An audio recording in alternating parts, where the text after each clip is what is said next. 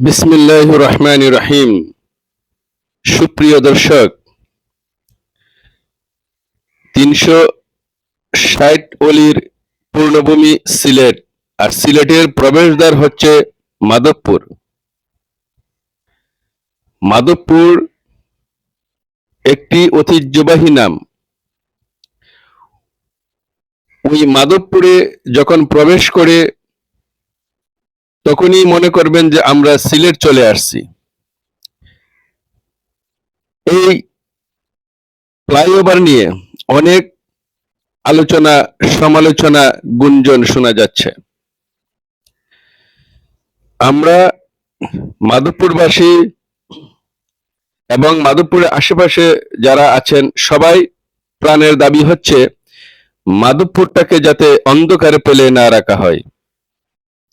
কারণ মাধবপুরটা যদি খোলামেলা থাকে তাহলে পূর্ব পাশ এবং পশ্চিম পাশ থেকে দুনো পাশ থেকে আলো প্রবেশ করবে, আর এখানে হাজার মানুষের কর্মসংস্থানের ব্যবস্থা হবে। যারা ফুটপাতে বসে থাকে তারাও এই ফ্লাইওভারের নিচেই বসতে পারবে। দেখেন, ছোট্ট একটা আন্ডারপাস যাকে বলে ফ্লাইওভার, এটা করার পরে দেখেন কতগুলো বাস এখানে স্থান পেয়েছে, কতগুলো শ্রমজীবী এখানে কর্মস্থানের জায়গা পেয়েছে। আমি ইদানিং দেখতে পেলাম অনেক যারা মাধবপুর আড়তদারি ব্যবসা করে, এই যে মাছের এই গাড়ি লোড আনলোডিং, এই যে এখান থেকে আপনার তারা নাপ দিয়ে যার যার জায়গায় নিয়ে যাচ্ছে। এই যে বিভিন্ন দোকানদার, এখানে অনেক ফুটপাতের দোকানদারও বসছে, কারো তো কোনো সমস্যা নেই, কারণ একটা লোকের সাথে 10 জন 12 জন করে 8 জন নিম্নে 5 জন 6 জন একটা লোকের সাথে তার ফ্যামিলি থাকে, সদস্য মেম্বার থাকে। এই একটা লোকের উপর উসিল্লা করে আল্লাহ পাকে এই ফ্যামিলিটাকে চালায়। এই জন্য অন্তর্পক্ষ মাধবপুর সোনাই ব্রিজ পর্যন্ত যদি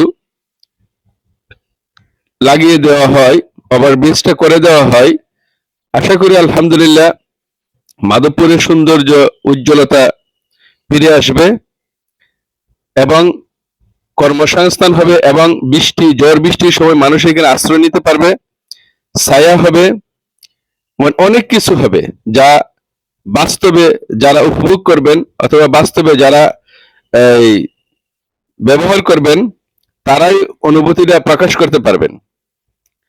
কিন্তু আমরা অনেকে অনেক কথা বলতে পারি, অনেকে বলে যে এতটুকু হলে চলবে, অনেকে বলবে এতটুকু বললে চলবে না। আসলে বাস্তবে দেখেন এতটুকু করার পরে কতগুলো মানুষের কর্মসংস্থান হয়েছে। আমি আশা করব ইনশাল্লাহ সবাই যদি সৎ ইচ্ছা থাকে অবশ্যই এটা করা সম্ভব হবে। ধন্যবাদ মাধবপুরবাসীর পক্ষ থেকে।